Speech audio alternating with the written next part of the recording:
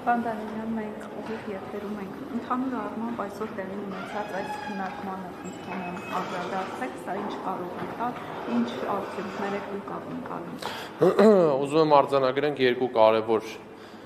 ձեռքբերում, որը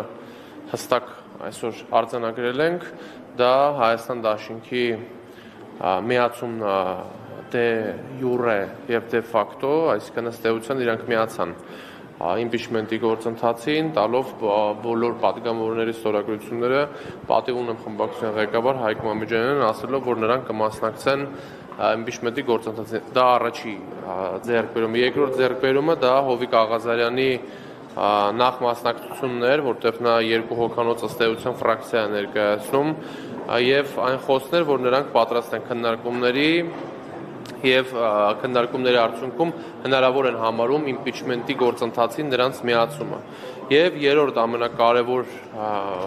փաստը դա հանրապետական կուսակցության պատիվ ունեմ խմբակցության այս միասնականության ցուցադրումներ, որ մենք կարող ենք միասնական ճակատ ձևավորել, մենք կարող ենք միասին մի հարթակում հավաքվել այն մարդկանցով, ովքեր տարբեր կուսակցություններ, տարբեր քաղաքական ուժեր, տարբեր հասարակական միավորներ են ներկայացնում, բայց ունեն մի միասնական գաղափար։ Այդ մի միասնական գաղափարը Փաշինյանական իշխանության հեռացումն է եւ իմպիչմենտի գործընթացի իրականացումն է։ Մարդիկ խոսեցին տարբեր կուսակցություններ, իրար ընդդիմադիր, իրար հետ կապ չունեցող, իրար հետ կապ ունեցող մարդիկ այսօր հավաքվել են մի հարթակում, մի տանիքի շուրջ, մի տանիքի տակ, ասելով, որ մենք ունենք մի կարևորագույն խնդիր, դա իմպիչմենտի գործընթացին մասնակցություն ունենալն է։ Մենք լսեցինք նաև ուրեմն էքսպերտների,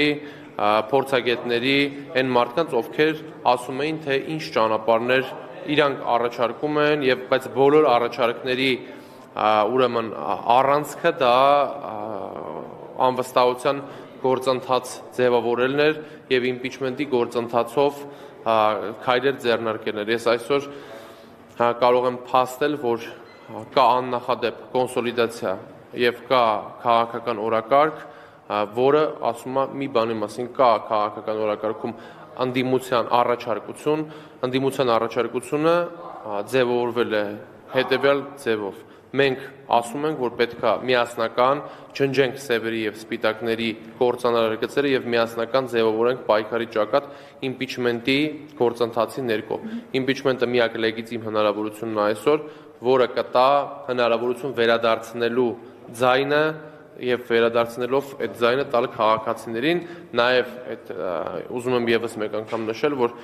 վստահություն ունեմ, որ գործընթացը հաջողելու եւ ԿՊ պատգամավորները եւս կմիանան։ Ալեն Սիմոնյանը հետևում էր լսումներին որոշ ժամանակ։ Ոչ միայն Ալեն Սիմոնյանն էր հետևում, այլ նաեւ Հայկ Գոնջորյանը ուղիղ եթեր էր մտել, վիդեոեր տեղադրել ասելով, որ այս ամեն ինչը ըստ նրա ընտրություններին չմասնակցելու համար ընտրություններին չմասնակցելու արշավը եւ Հայկ Գոնջորյանը նորից այդ մանիպուլյացիաներն է իրականացնում, ասելով, որ ըստ էության ընդդիմությունը վախենում է ընտրության մասնակցի, բայց ընդդիմությունը չի վախենում ընտրության մասնակցի։ Ընդդիմությունը ասում է, որ դուք քանիցս կեղծել եք այդ ընտրությունները եւ դրա մասին բարձրաձայնվել է տարբեր անգամ եւ մենք տեսել ենք փաստացի իշխանության տարբեր լծակներ, որոնք օգտագործվել են քաղաքացիական պայմանագիր կուսակցության օգտին, այսինքն ռեպրեսիաներ, կալանքներ,